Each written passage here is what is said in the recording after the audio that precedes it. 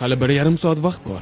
Bank hisobimda esa faqat soniyasiga 10 million ishlab chiqaradi. Janorsin, men hali ham dunyoda eng boy odam emasman. Pulni qayerga sarflashim mumkin?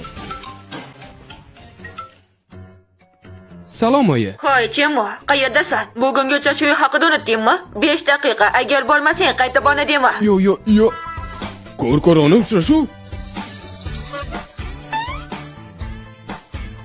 U meni pul ishlash vaqtimni behuda sovurish-ku.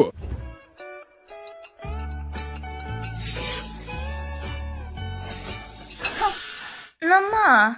Biror joyga shoshilyapsizmi? Kechiksangiz pul yechib olishlardan qo'rqasizmi? Menimcha sizga o'xshagan odamlar tinimsiz mehnat qiladi, ammo juda oz pul topadi. Haligacha itda ishlaysizmi? Juda achinarli. Mr. Joe, menda haqiqatan ham favqulodda vaziyat bor. Keling qisqa qilamiz. Yaxshi, unda diqqat bilan tinglang. Mashina narxi kamida $1 million bo'lishi kerak. Uy esa $5 million. Men shunday uyda yashayman. Narsalarim eng hashamatli brenddan. Eng kichik uzugim 10 karat. Bularni farqiga borasizmi? Ha, mayli. Ovqatlanasizmi? Bunday joylarga kelmayman. Hech bo'lmaganda Mishelga boraman. Xo'sh, siz shunchalik boylik dardidamisiz?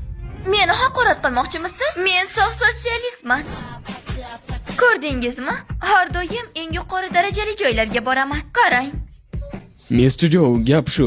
Boylik ortidan yurish bu haqiqatan ham ajoyib. Nima? Mr. Joe, men haqiqatan ham ilojsizman. Iltimos, meni pulimni sarflashga yordam bering.